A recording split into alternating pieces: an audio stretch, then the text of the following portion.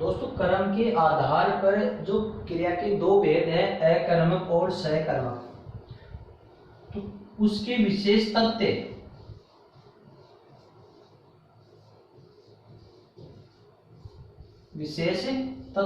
कौन कौन से होते हैं। तो दोस्तों पहला नियम है अपना प्राकृतिक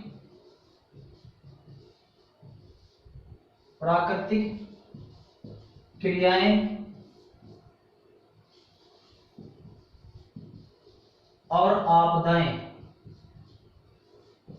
दोस्तों अगर प्राकृतिक क्रिया हो या प्राकृतिक आपदाएं हो, वो सदैव अकर्मक क्रिया में प्रयुक्त होती है, अकर्मक क्रिया होती है। जैसे पहला नियम है, विशेष तथ्य है कि प्राकृतिक क्रिया हो चाहे प्राकृतिक आपदा हो, वो सदैव अकर्मक क्रिया में प्रयुक्त होती है। जैसे आंधी, तूफान, बाढ़, भूकंप, बादलों का गर्जना, तारों का टिमटिमाना, बिजली का कड़कना, हवा का और पानी का बहना, ये सब के सब किसमें है? ये आपकी प्राकृतिक क्रिया और प्राकृतिक आपदाएं हैं। ये सदैव अकर्मक क्रिया में ही होती है। जैसे आकाश में बादल गरज रहे हैं, आकाश में बादल गरज रहे हैं, तो अपन इसमें अगर क्या लगाते हैं तो अपना सकर्मक क्रिया में जाएगा। उदाहरण, आकाश में क्या गरज रहे हैं? बादल। क्या का उत्तर हो गया? बादल। और आपने कर दी इसको क्या? सकर्मक क्रिया। तो दोस्तों आपको एक बात तो पहले ये ध्यान रखनी है कि प्राकृतिक आपदा या प्राकृतिक क्रिया आते ही क्या और किसको का प्रयोग नहीं करना है, सीधा आपको अकर्मक क्रिया करनी है। अगर फिर भी अगर आप इस नियम को भूल जाते हो तो आप इसमें, मैंने आपको अकर्मक और सकर्मक क्रिया दोनों में अंतर के लिए एक नियम बताया था, कर्ता प्लस क्रिया। कर्ता प्लस क्रिया, वाक्य में कर्ता ढूंढ लो, क्रिया ढूंढ लो, तो इन दोनों के बीच में यहाँ पर क्या लगा दो, क्या और किसको लगाओ। अगर फिर इसको ऐसे पढ़ना है, कर्ता क्या और क्रिया को पढ़ना है, अगर उत्तर मिले तो सकर्मक है, उत्तर नहीं मिले तो अकर्मक है। अब इसमें से आपको कर्ता ढूंढना है। पहली बात तो ये प्राकृतिक आपदा और क्रिया है, तो सीधी अकर्मक क्रिया होगी। अगर फिर भी नियम आपको याद नहीं आता है तो कर्ता और क्रिया को ढूंढ लो, दोनों के बीच में क्या और किसको लगाना है, फिर पढ़ना है। उत्तर उस बचे वाक्य में मिल जाए तो सकर्मक है, नहीं मिले तो अकर्मक है। तो इस वाक्य में गरजने का काम कौन कर रहा है? बादल। तो इसका मतलब बादल तो करता है, बादल तो करता है। क्रिया क्या है? गरज रहे हैं। अब बीच में क्या लगाना है, तो बादल क्या गरज रहे हैं, उत्तर है क्या उस वाक्य में? नहीं है। बादल किसको गरज रहे हैं, उत्तर है क्या? नहीं है। तो अकर्मक क्रिया हो गई। कौन सी हो गई? अकर्मक क्रिया। तो दोस्तों जैसे अगला उदाहरण है, आकाश में बिजली कड़क रही है, तो बिजली क्या कड़क रही है? अकर्मक क्रिया। बहुत तेज हवा चल रही, हवा बह रही है, अकर्मक। पानी बहुत तेज बह रहा है, अकर्मक। आकाश में तारे टिमटिमा रहे हैं, अकर्मक। पूर्व दिशा में सूर्योदय हो रहा है, पूर्व दिशा में सूर्योदय हो रहा है। प्राकृतिक क्रिया आ गई। ऐसा नहीं कि पूर्व दिशा में क्या हो रहा है? सूर्योदय। ऐसा कर्म कर दिया ना, गलत हो जाएगा। तो इसमें देखो उदय होने का काम कौन कर रहा है? सूर्य। तो सूर्य क्या उदय हो रहा है? नहीं पता। किसको उदय हो रहा है? नहीं पता। तो ये हो गया आपकी अकर्मक क्रिया। पश्चिम दिशा में सूर्यास्त हो रहा है, अकर्मक क्रिया। तो प्राकृतिक आपदाएं हो चाहे प्राकृतिक क्रियाएं हो, वो सदैव अकर्मक क्रिया में प्रयुक्त होती है। दूसरा नियम, अगर किसी वाक्य में क्रिया स्वतः या अपने आप हो जाती है, तो वहां सदैव दोस्तों अकर्मक क्रिया ही होती है। ये नियम बता रहा हूं मैं, किताबों से, पुस्तकों से, मार्केट से हटकर बता रहा हूं। ध्यान रखना अच्छी तरह से कि अगर किसी भी वाक्य में क्रिया स्वतः या अपने आप हो जाती है, तो वहां क्रिया कौन सी होगी दोस्तों? अकर्मक क्रिया होती है। काम अपने आप हो रहा है, किसी के द्वारा होना नहीं चाहिए, अपने आप काम हो जाए, वहां अकर्मक क्रिया होती है। जैसे सुनो दोस्तों,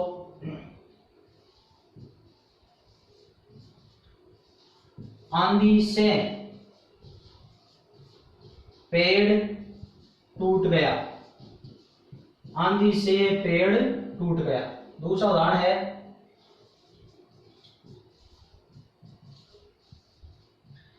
आकाश में पतंग, आकाश में पतंग उड़ रही है, आकाश में पतंग उड़ रही है।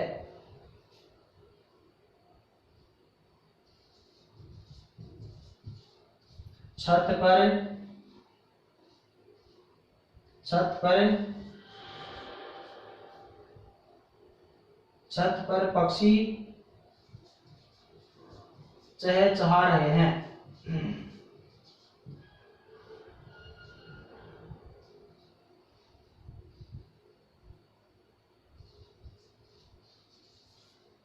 सर्दी के कारण सांप मर गया। दोस्तों आपके सामने ये उदाहरण है, आंधी से पेड़ टूट गया, आकाश में पतंग उड़ रही है, छत पर पक्षी चहचहा रहे हैं, सर्दी के कारण सांप मर गया। अब इसमें काम अपने अपने आप हो रहा है, तो इसमें आपकी क्या होगी, क्रिया अकर्मक होगी, क्योंकि यहाँ पर पेड़ अपने आप टूटने काम कर देगा, पतंग अपने आप उड़ रही है, पक्षी चहचहा रहे हैं, सांप अपने आप मर गया, किसी को मारने की आवश्यकता नहीं है। अब इनमें जो काम हो रहा है वो किसी के माध्यम से न होकर, किसी दूसरे के माध्यम से न होकर अपने आप या स्वतः हो रहा है, तो यहाँ रहेगी आपकी अकर्मक क्रिया। अगर इन्हीं को, अब आप सोच रहे कि आंधी से क्या टूट गया, पेड़ टूट गया, तो टूट, अब आपने इसको कर्म बना दिया, बल्कि इस वाक्य में टूटने का काम कौन कर रहा है, पेड़, तो जो क्रिया को करने वाला होता है वो करता होता है, तो ये करता है।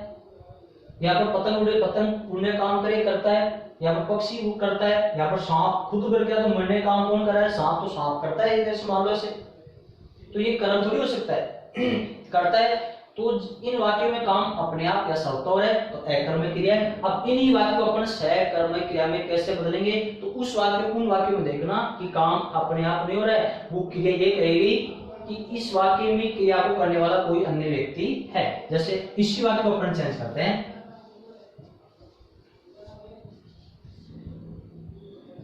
आंधी, आंधी में पेड़ तोड़ा गया, आंधी में पेड़ तोड़ा गया। ये क्या था, आंधी से पेड़ टूट गया, इसका मतलब काम अपने आप हो रहा है, तो अकर्मक क्रिया है। अब इसी बात को अपन ने चेंज ये किया है कि आंधी में पेड़ तोड़ा गया, आंधी में पेड़ तोड़ा गया।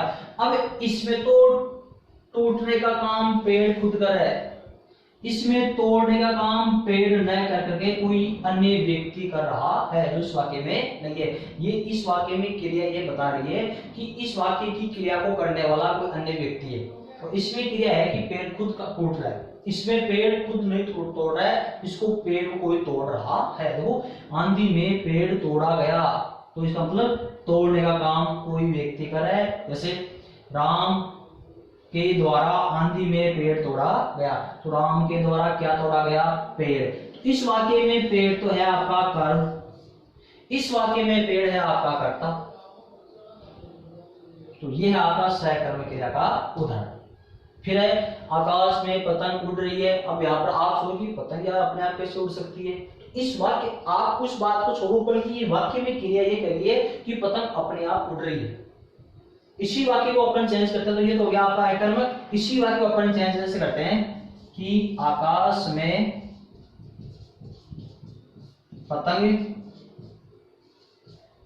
उड़ाई जा रही है, आकाश में पतंग उड़ाई जा रही है। अब इस वाक्य में क्या है कि आकाश में पतंग उड़ाई जा रही है, तो यहाँ पर उड़ाई जा रही है, इसका मतलब काम कोई अन्य व्यक्ति कर रहा है, उड़ाने का काम कोई व्यक्ति, तीसरा व्यक्ति कर रहा है। इस वाक्य में पतंग करता है, पतंग खुद उड़ रही है। इस वाक्य में पतंग उड़ नहीं रही है, स्वयं में पतंग को उड़ा रहा है, तो अन्य व्यक्ति तीसरा करता, ये पतंग इस वाक्य में कारण है। आकाश में पतंग उड़ रही है तो पतंग क्या उड़ रही है नहीं पता, इसमें देखो आकाश में क्या उड़ाई जा रही है, पतंग उड़ाई जा रही है। इसमें उड़ने का काम पतंग कर रही है, बल्कि इसमें उड़ाने का काम पतंग न कर करके कोई तीसरा व्यक्ति कर रहा है। तो ये हो गया आपकी सहकर्मक क्रिया। छत पर पक्षी चहचहाए, तो पक्षी क्या चहचहा रहे हैं नहीं उत्तर मिल रहा है, अकर्मक क्रिया है। सर्दी के कारण सांप मर गया, तो मरने का काम कौन कर रहा है यहाँ पर, सांप, तो सांप करता है और मरना क्रिया है। और बात ऐसा था सर्दी में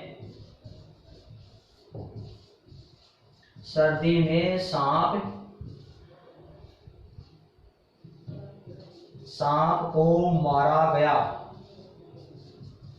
सर्दी में सांप को मारा गया। अब सुनो जरा, सर्दी में सांप को मारा गया, ये मारा गया कौन मारा है यहाँ पर, सांप खुद नहीं मरा है, यहाँ पर सांप को मारने वाला कोई तीसरा व्यक्ति है। जैसे राम के द्वारा, राम से सर्दी में सांप को मारा गया, राम के द्वारा सर्दी में सांप को मारा गया, तो किसको मारा गया, सांप को। ये हो गया आपका गुण का।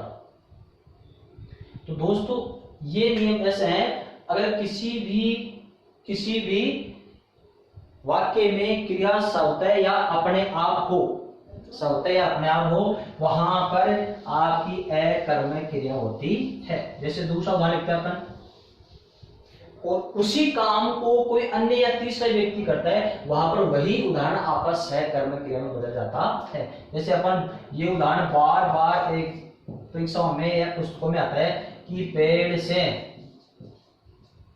पत्ता गिरता है, पेड़ से पत्ता गिरता है। अब पत्ता देखो दोस्तों, एक तो पत्ता ये होता है, एक पत्ता ये होता है, एक पत्ता ये, एक पत्ता ये। तो ये तो है पेड़ के पत्ते, और ये है आपका पता एड्रेस। ये होता है किसी स्थान का पता, और पत्ते में ये डबल आता है, तो इसमें आएगा पेड़ से पत्ता। तो ये भी सब शुद्धि में ध्यान में रखना। जैसे सब यूं होता है, एक तो जानू, एक जानवी। दिखने में आपको ऐसे आश्चर्य हो रहा होगा, बल्कि शब्द युग्म है, युग्म शब्द है, शब्दों का जोड़ा, दोनों का अर्थ अलग अलग है। इस जानू का अर्थ होता है घुटना, इस जानू का अर्थ होता है घुटना, और ये इस जानू का अर्थ होता है जंघा।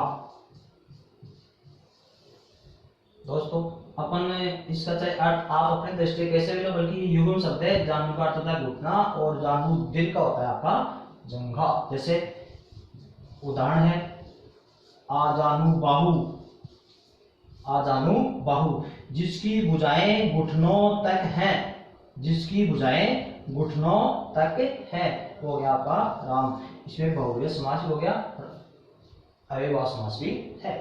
दोस्तों इस प्रकार से ये पत्ता आपका इस तरह से है, एक जानू है घुटना, दूसरा जानू है जंघा, और तीसरा जानू आपका पता है। पेड़ से पत्ता गिरता है, तो इसमें देखो दोस्तों अपन इसको सहकर्मक क्रिया में कर देते हैं।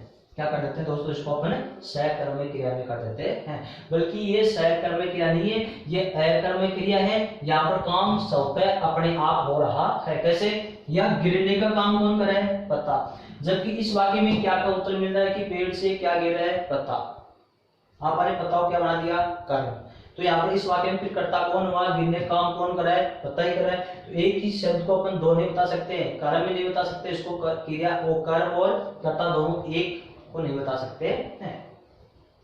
तो पेड़ से पत्ता गिरता है, अकर्मक क्रिया, वही काम अपने आप हो रहा है, गिरने का काम कौन कर रहा है, पत्ता, तो ये अकर्मक क्रिया है। अब इसी वाक्य में दूसरे चेंज करते हैं इसी वाक्य को, पेड़ से पत्ता गिराया जाता है, पेड़ से पत्ता गिराया जाता है। अब सुनो दोस्तों, यहाँ पर गिरने का काम पत्ता स्वयं न करके कोई तीसरा व्यक्ति करे। यहाँ तो पेड़ से क्या गिराया जाता है, पत्ता। इस वाक्य में ये तो है आपका कर्म, ये हो गया आपकी क्रिया। इस वाक्य में ये है आपका कर्ता, ये हो गया आपकी क्रिया। तो क्रिया को करने वाला कर्ता होता है, तो इस वाक्य में क्रिया को करने वाला कोई तीसरा व्यक्ति, राम के द्वारा पेड़ से पत्ता गिराया गया। तो ये हो गया आपका अकर्मक क्रिया का उदाहरण है, ये हो गया आपका सहकर्मक क्रिया का उदाहरण। समझ में आ गया दोस्तों। जैसे दोस्तों दूसरा उदाहरण अपने सामने,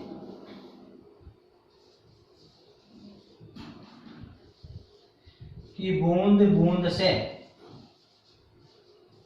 बूंद बूंद से घड़ा भरता है। बूंद बूंद से घड़ा भरता है। दूसरा उदाहरण है, बूंद बूंद से घड़ा भरता है। अगला उदाहरण है,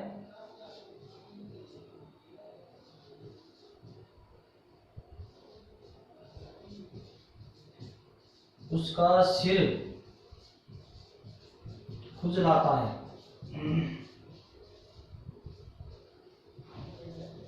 दूसरा है, जल में रस्सी ऐंठती है। जल में रस्सी ऐंठती है। दोस्तों आपके सामने ये उदाहरण है, बूंद बूंद से घड़ा भरता है, उसका सिर खुजलाता है, जल में रस्सी ऐंठती है। अब आपको इसमें क्रिया बतानी है, अकर्मक क्रिया या सकर्मक क्रिया है। तो दोस्तों बूंद बूंद से क्या भरता है? घड़ा। हो गई सकर्मक? गलत। उसका क्या खुजलाता है?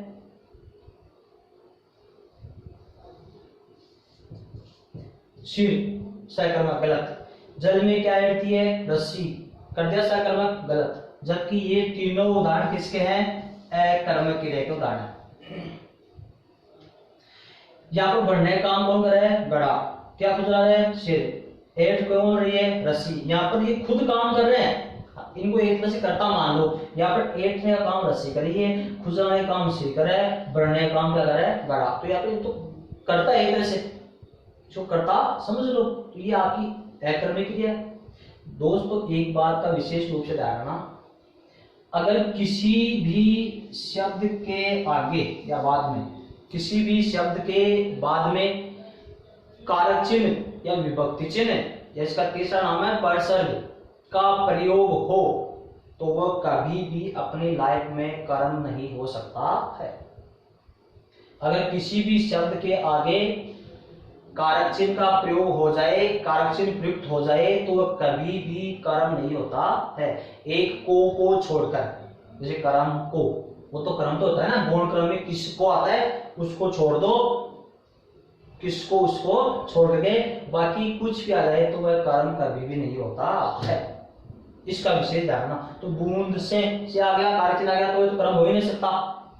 अब घड़ा करता है, बढ़ना क्रिया हो गई। तो दोस्तों ये तो हो गया आपकी अकर्मक क्रिया के उदाहरण है। अब दूसरा उदाहरण ये है,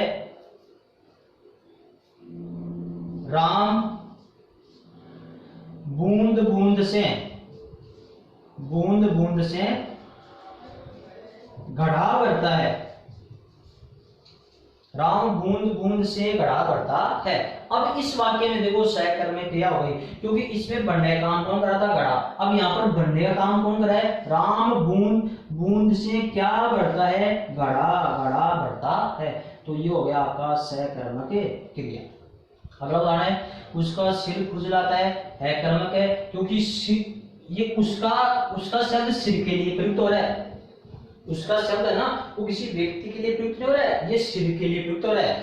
ये आपका विशेषण है। वैसे क्या है? विशेषण।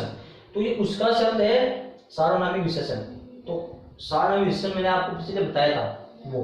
तो उसका सिर, ये सिर की ओर संकेत कर रहा है, तो उसका किसी व्यक्ति के स्थान पर प्रयुक्त न होकर के ये सिर के लिए प्रयुक्त हो रहा है। तो ये तो दोनों एक ही चीज है। खुजलाने का काम ये सिर कर रहा है, तो कर्ता क्रिया कर्म है नहीं, बल्कि ऐसा आएगा सकर्मक क्रिया में वह अपना सिर खुजलाता है। वह अपना सिर खुजलाता है। वाक्य सेम से है, थोड़ा बहुत अंतर है। उसका सिर खुजलाता है, कर्ता क्रिया, कर्म नहीं है। अब इसमें खुजलाने का काम कौन करे? सिर। अपने आप खुजला। इसमें वह अपना सिर खुजलाता है, यहाँ पर खुजलाने का काम कौन कर रहा है? वह। तो वह क्या खुजलाता है? अपना सिर। ये हो गया आपका कर्म। तो दोस्तों समझने का फेर है इसमें, उसका सिर कर्ता, यहाँ पर खुजल रहा है कौन? सिर स्वयं खुजला रहा है, खुजली चल रही है, तो कर्ता क्रिया। इसमें वह क्या खुजलाता है? अपना सिर। ये हो गया आपका कर्म। कर्ता, कर्म और क्रिया। जल में रस्सी ऐंठती है, यहाँ पर ऐंठने का काम कौन करिए? रस्सी। तो रस्सी हो गई कर्ता और ऐंठना हो गया आपकी क्रिया। ये हो गया आपका पूरक पद या सहायक पद। अब सुनना दोस्तों, इसी को अपन सकर्मक क्रिया में बदलते हैं। तो ध्यान रखना, राम जल में रस्सी ऐंठता है। राम जल में रस्सी ऐंठता है। अब यहाँ पर ऐंठने का काम कौन करती है? रस्सी। करता स्वयं काम करे। अब इसमें ऐंठने का काम कौन करे? राम। तो राम जल में क्या ऐंठता है? रस्सी ऐंठता है। तो ये हो गया आपका कर्ता, ये हो गया आपकी क्रिया, ये हो गया आपका कर। तो दोस्तों इस प्रकार से आपकी सकर्मक और अकर्मक क्रिया में अंतर होता है।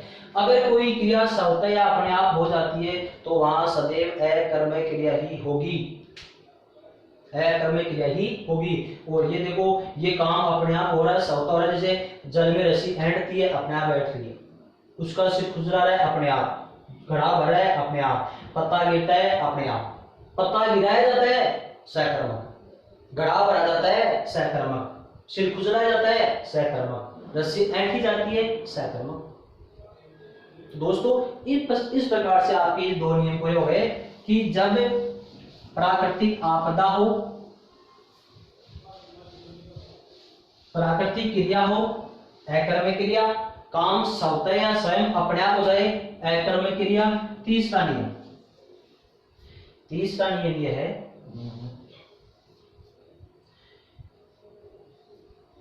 जब किसी को स्थायी रूप से दान या धन, जब किसी को स्थायी रूप से दान या धन दे दिया जाता है तो दान देने की भावना में द्विकर्मक क्रिया न होकर एक कर्मक क्रिया ही मानी जाती है। दोस्तों दोबारा सुना, अगर किसी को स्थायी रूप से धन या दान दे दिया जाता है, उस वाक्य में दान देने की भावना हो तो उस वाक्य में आपको कर्म दोनों मिलेंगे, क्या का उत्तर भी मिलेगा और किसका उत्तर भी मिलेगा, मुख्य कर्म भी होगा और गौण कर्म भी होगा। बल्कि उस वाक्य में दान देने की भावना हो, स्थायी रूप से दान दे दिया जाता है किसी को, तो वहां पर द्विकर्मक क्रिया न मान करके एक कर्म की क्रिया ही मानी जाती है। बल्कि इसमें एक नोट को ध्यान रखना, अगर किसी को दंड या सजा दी जाती है, किसी को दंड या सजा दी जाती है तो वो दान का भाव थोड़ी है, उसमें तो आपकी द्विकर्मक क्रिया ही मानी जाएगी। मतलब देने की योग में, देने के योग में दंड या सजा दी जाए वहां पर आपकी द्विकर्मक होगी, और दान देने की भावना हो वहां पर आपकी एक कर्मक क्रिया मानी जाएगी। जैसे सेठ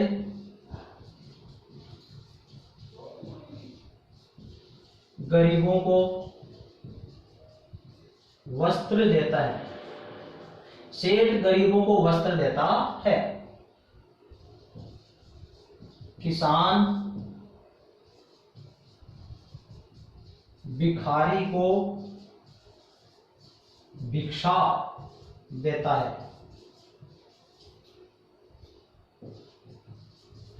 राजा ब्राह्मण को गाय देता है, राजा ब्राह्मण को गाय देता है, राजा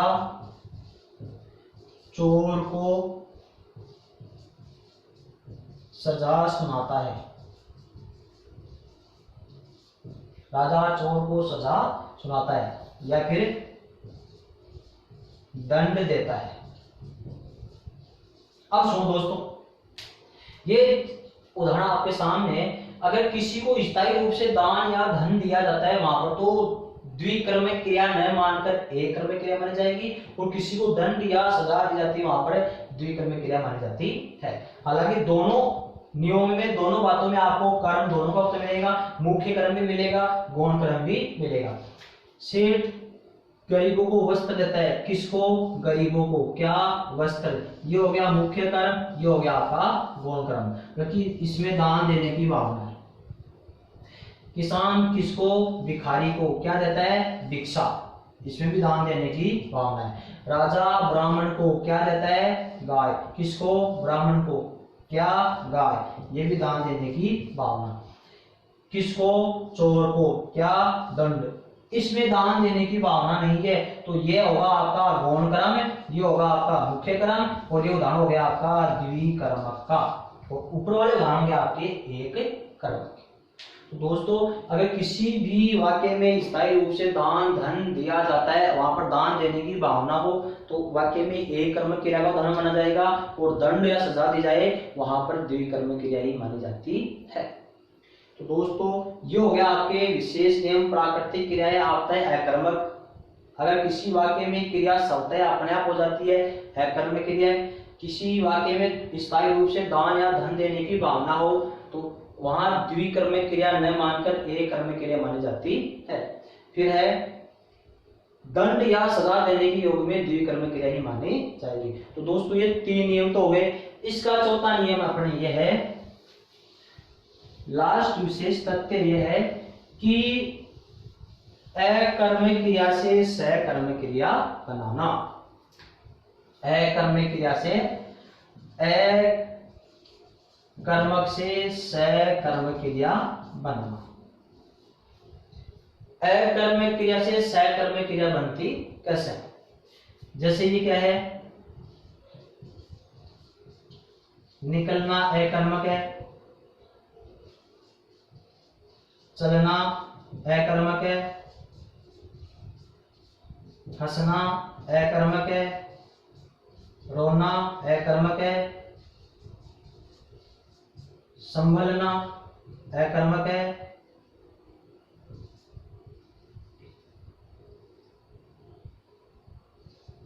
सोना अकर्मक, और लदना अकर्मक, चढ़ना अकर्मक। दोस्तों, ये अकर्मक क्रिया है। क्या है? अकर्मक क्रिया है। तो इनसे सकर्मक क्रिया कैसे बनाई जाती है? निकलना अकर्मक क्रिया है, तो इसका हो जाएगा निकालना। ये हो गया आपका सकर्मक क्रिया में रूप। चलना चलाना, हंसना हंसाना, रोना रुलाना, संभलना संभालना, सोना सुलाना, लदना लदना, लादना, चढ़ना चढ़ाना। ये हो गए दोस्तों सकर्मक क्रिया में प्रयुक्त। कैसे? जैसे राम घर से निकल रहा है। राम घर से क्या निकल रहा है? किसको निकल रहा है? अकर्मक क्रिया। अब निकालना देखो, राम घर से वस्त्र निकाल रहा है, राम घर से वस्तुएं निकाल रहा है, राम घर से सामान निकाल रहा है। क्या निकाल रहा है? वस्तु, धन, पैसे, कुछ भी। तो हो गया सकर्मक। राम सड़क पर चल रहा है अकर्मक। राम बस चला रहा है। क्या चला रहा है? सकर्मक। रमेश कमरे में हंस रहा है अकर्मक। रमेश छात्रों को हंसा रहा है सकर्मक।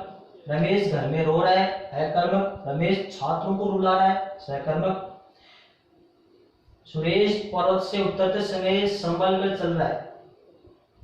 सुरेश संभल कर चल रहा है अकर्मक। और राम छात्रों को संभाल रहा है, राम वस्त्रों को संभाल रहा है, राम धन संभाल रहा है, तो सकर्मक। सीता पलंग पर सो रही है अकर्मक। सीता बच्चे को सुला रही है सकर्मक। रमेश घोड़े पर लद गया, गधे पर लद गया अकर्मक। और रमेश गधे पर ईंट लाद रहा है सकर्मक। सुरेश पर्वत पर चढ़ रहा है, सुरेश पर्वत पर चढ़ रहा है अकर्मक। वो सुरेश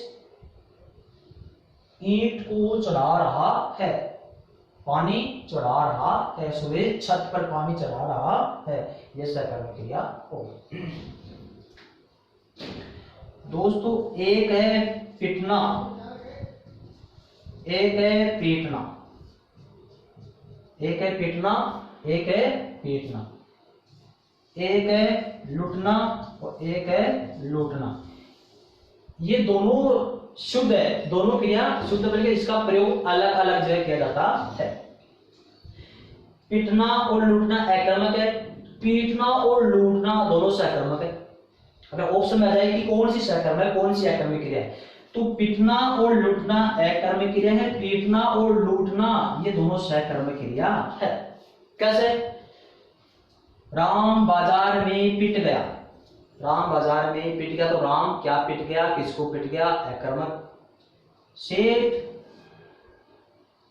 अपने घर में लुट गया, सेठ अपने घर में क्या लुट गया, किसको लुट गया, अकर्मक। क्या का उत्तर नहीं मिल रहा है? अब इधर राम छात्रों को पीट रहा है, किसको, छात्रों को। क्या पीट, राम किसको पीट रहा है, छात्रों को पीट रहा है, सकर्मक।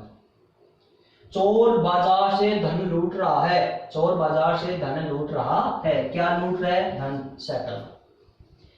ये दोनों का प्रयोग होता है, पीटना लूटना अकर्मक होता है, पीटना और लूटना सकर्मक क्रिया में प्रयुक्त होते हैं। तो दोस्तों इस तरह से अपने कर्म के आधार पर क्रिया के जो दो भेद है अकर्मक और सकर्मक वो पूर्ण होते हैं। अच्छी तरह से मैंने समझा दिया है, जो नियम बताए थे वो याद रखना। 4 नियम ये हो गए विशेष तथ्य, और बाकी अब अपन काल के आधार पर अगले पार्ट में पढ़ते हैं।